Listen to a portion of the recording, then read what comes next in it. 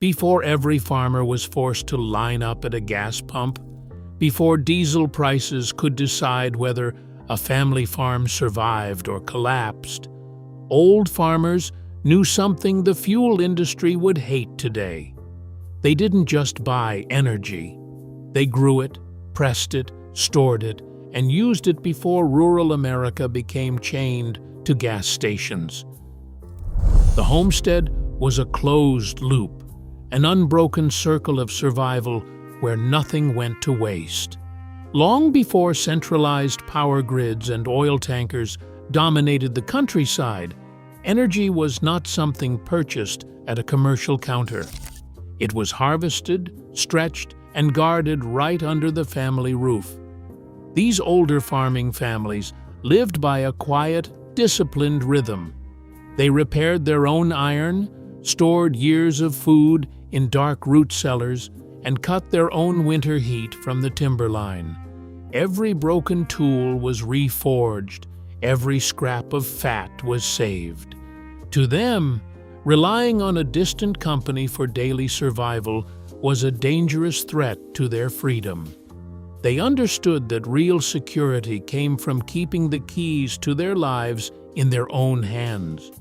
Old farmers were not poor because they knew less. They survived because they depended on less.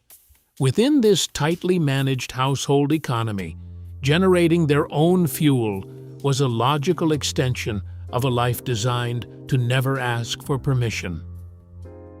Before rural America was chained to the pump, farmers knew another way. They saw their fields as more than food. They saw a silent reservoir of power. Hidden in plain sight were the raw materials of energy independence. Fields of golden sunflowers, blue flowering flax, and rows of soybeans were more than cash crops. They were oil seeds waiting to be unlocked. Every acre held gallons of potential fuel, harvested with the same binders and threshers used for the winter feed. But the self-reliant homestead did not stop at the fields. In the barn, animal fats and rendered tallow were carefully heated and saved, transformed from slaughterhouse byproducts into thick, combustible oils that could keep a farm running. In the kitchen, not a single drop of waste cooking grease was discarded. It was strained, poured into heavy steel drums, and kept ready for reuse. Even the orchards and crop residues became assets, fermented in backyard stills to produce homemade alcohol fuel, a clean-burning liquid that lit the home and powered early farm engines. This was not just fuel, it was independence in a barrel. These scattered ingredients formed a quiet, decentralized network of survival, proving that a family could run their world without ever buying a single drop of commercial oil. In the spring, an old farmer sowed a few acres of sunflowers, not for the market, but to feed his tractor. By late summer, the heavy golden heads were harvested, dried, and threshed, leaving behind a mountain of oil-rich seeds. Inside a quiet barn, he fed those seeds into a hand-cranked screw press. A slow mechanical crush forced out a thick golden liquid, separating the rich oil from the dry seed cake. But this crude oil was not yet ready for the engine. He poured it into settling tanks, allowing impurities to sink to the bottom before running the liquid through multiple layers of tight cloth filters. The clean, amber fluid was stored in sealed barrels, protected from moisture and air.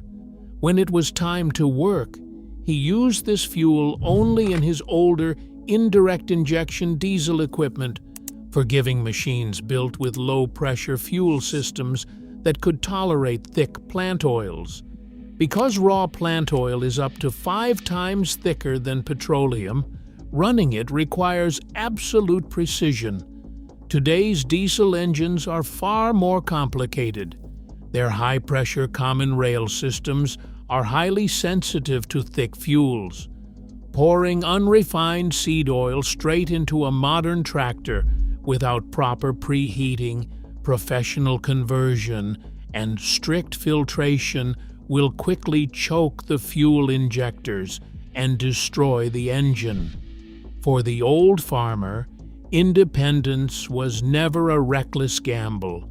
It was a discipline of patience, caution, and exact practical knowledge. Individual survival quickly expanded into a shared defense.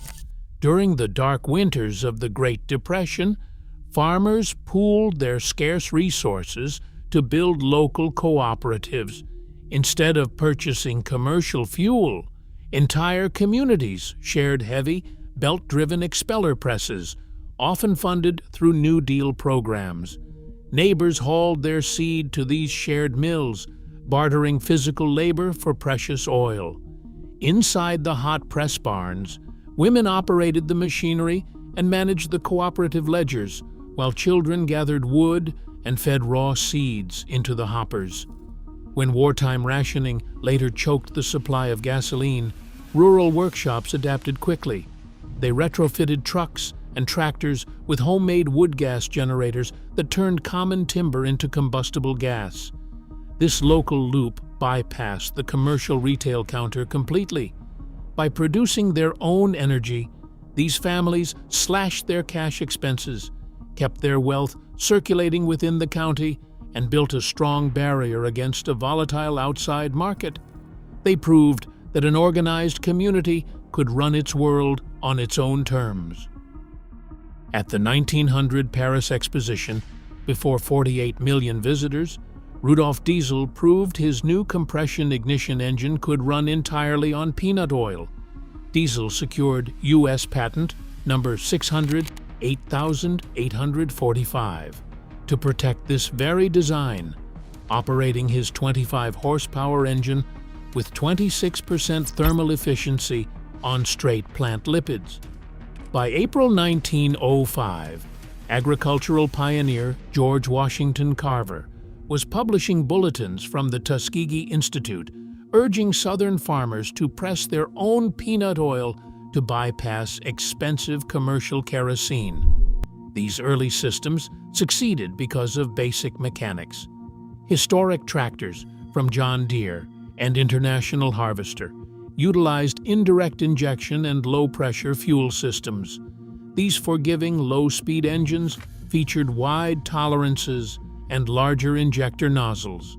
They easily vaporized thick, highly viscous plant oils that would instantly seize a modern, high-pressure common rail system. This historical record proved that on-farm fuel was a mathematically sound, mechanically viable pathway to complete freedom. A business model built on constant consumption requires customers who cannot walk away. For the emerging petroleum giants, a self-sufficient farmer was more than a lost sale. He was an economic leak. A farmer with his own fuel is a farmer who cannot be easily controlled. When rural communities pressed their own oil seeds, they threatened the foundation of repeat purchase retail. To protect their markets, oil interests used structural leverage, deploying intensive lobbying and shaping tax incentives to ensure the pump remained the only viable option. The most dangerous person to a powerful industry is the one who no longer needs it. They didn't forget this by accident. After World War II, a flood of cheap, subsidized petroleum hit the market, driving the cost of commercial diesel below what a farmer spent to press his own seed. At the same time, manufacturers stopped building simple, forgiving engines. They engineered new, high-speed tractors that required highly refined, low-viscosity petroleum, making thick, raw plant oils unusable without destroying the fuel injectors. Then came the regulatory chokehold. The Highway Revenue Act of 1956 and strict ASTM fuel standards legally barred home-brewed fuels from the market, taxing alternative liquids into extinction. As farms expanded, the hard work of pressing seed oil was traded for the ease of the pump. A gas station is convenient until it becomes your only option. Today, that quiet self-reliance has been replaced by a dangerous vulnerability. As global supply chains fracture and fuel costs swing wildly, the modern farm has become a fragile cost center.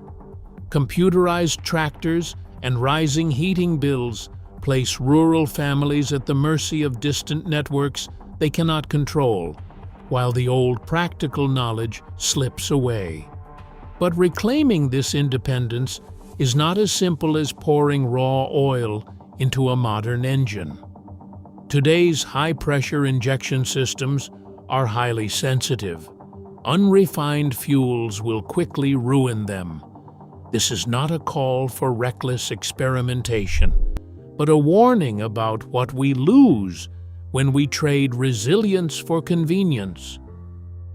A gas station is convenient until it becomes your only option. Today, as fragile grids threaten our survival, that forgotten self-reliance isn't history, it's a blueprint. Because the most dangerous person to any system is the one who no longer needs it. Subscribe to reclaim the old ways.